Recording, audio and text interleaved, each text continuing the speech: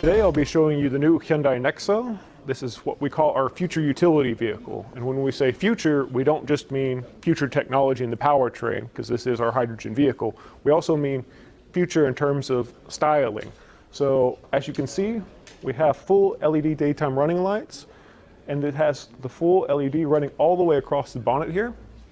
We also have the cascading grille, which is implemented into the car, much like the rest of the Hyundai lineup. And then to show more technology and how we've really improved this car in terms of aerodynamics. So air comes through the bumper, passes over the wheel, which is especially designed for allowing the least amount of air possible to pass through the wheel. Only the minimum amount comes through to cool the brakes, and the rest passes over the wheel and over the rest of the vehicle. One of the other things that have been developed for aerodynamic efficiency is the auto retracting door handles. These can be set so that only the driver's side opens or all four doors open at once. Also along the side, they've implemented this D-pillar spoiler here, where air usually builds up. This spoiler helps break up the airflow so that the maximum lowest aerodynamic efficiency can be achieved. In the rear, you can see that we've kept this pure design form, and you don't see any visible rear wiper. So where the rear wiper has actually been put is way up underneath here in the rear spoiler, so that it reduces the coefficient of drag as much as possible. On the inside, you can see,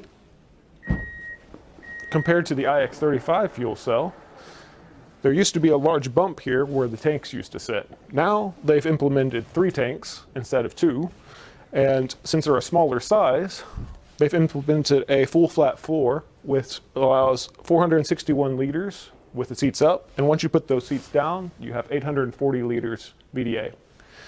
Where those tanks are exactly are right here along the side. There's 1 tank here behind the rear wheel, and then there's 2 more underneath the rear bench. In terms of where the battery sits, it's also directly here behind. So you have a 40 kilowatt battery, which also has 1.56 kilowatt hours. And the best way to think about the battery is this works rather like a hybrid. So when you're taking off, when you're driving in the streets, the battery's helping the car move along. Most of the car is powered by the fuel cell stack. The fuel cell stack itself is 95 kilowatts, which makes a total of 135 kilowatts.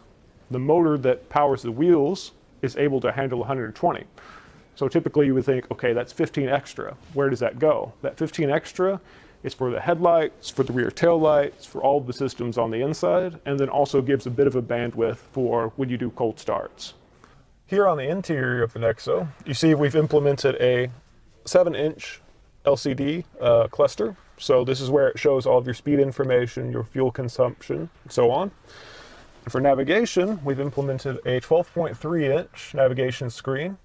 So this also acts as where our radio is housed, where air conditioning units, information about the fuel cell stack and how the consumption is performing is all housed in there. In terms of the center console, we've implemented the shift-by-wire, which we already have in the Ioniq EV. But you can see that it's opened up a space here. So where you have wireless charging and USB ports, or just storage for a purse perhaps. Also, on the interior, we have what we can show as blind view monitor. So the system is a camera that's implemented into the rear view mirror, Every time you turn, you can see what the rear view mirror sees. This is combined together with blind spot detection, so you have two systems which are constantly protecting you when you switch lanes on the highway. Speaking of driving on the highway, this car has lane following assist, which is an advanced form of lane keeping assist. Lane keeping assist watches only one lane while you're driving on the highway, which constantly is correcting while you're driving. Lane following assist watches both lanes on the highway, which keeps the exact center of the road at all times. And this starts from 0 kilometers per hour up to the top speed of the vehicle at 179 kilometers per hour. Overall, there's also remote parking assist. So when you find a parking spot and perhaps it's too small to get out of the vehicle, you drive past a spot, turn on the remote parking assist, simply step out of the vehicle, press the button on the key, and the car can park itself, either a 90-degree parking spot präsentiert aktuell den neuen Nexo. Das ist ein wasserstoffbetriebenes Fahrzeug. Da mögen manche skeptisch sein. Wie sieht das eigentlich aus mit Reichweiten? Wie sieht es aus mit der Flexibilität? Man muss hier sagen, Hyundai gibt die Reichweite des Autos an mit mehr als 500 Kilometern und zwar nach dem neuen Zyklus, das heißt nach dem neuen Messverfahren. Jetzt stehe ich hier zusammen mit Frank Meyer, dem Leiter des Bereichs Mobility und Eco-Cars. Herr Meyer, eine Frage zu dem Auto. Wie realistisch ist das, dass man mit diesem Auto wirklich im Alltag unterwegs ist? Denn ich weiß, aktuell gibt es etwas über 40 Tankstellen in Deutschland. Ja, stimmt. Und bald fast 100. Wichtig natürlich, um Infrastruktur zu haben. Aber gerade bei einem Wasserstofffahrzeug ist Infrastruktur einerseits wichtig, weil es halt die Flexibilität an Reichweite macht. Deshalb diese Reichweite von über 500 Kilometer ist nicht das Wichtigste. Das viel wichtiger ist, dass man innerhalb von 5 Minuten diese Reichweite wieder bekommt. Deshalb ist ein Wasserstofffahrzeug gerade für den deutschen Markt, glaube ich, einer der wichtigsten Zero-Emission-Mobilitätsprodukte, die wir bekommen können.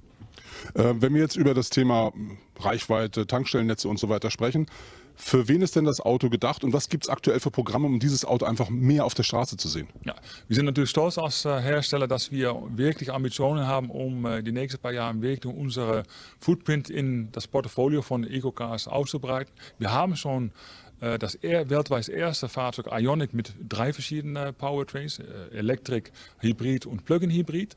Wir bekommen dieses Jahr auch unseren neuen Kona als Elektrofahrzeug und haben jetzt unsere Nachfolger vom iX35 Wasserstoff, der dafür sorgt, dass wir eine Komplettpalette haben an umweltfreundlichen Fahrzeugen. Gibt es denn für das Auto auch besonders wichtige Interessengruppen? Ich denke mal so an Flottenlösungen oder sowas? Ja, das haben wir auch in den letzten paar Jahren schon gezeigt. Am Anfang waren es hauptsächlich Städte und Gemeinden, die Fahrzeuge gekauft haben. Die letzten 2 Jahre sehen wir sehr viel Interesse bei die 2 größten Wasserstoffunternehmen der Welt, Air Liquide und die Firma Linde in München. Mit beiden Herstellern haben wir fantastisch kooperiert die letzten paar Jahre. In Paris gibt es jetzt eine Taxiflotte von über 75 Fahrzeugen.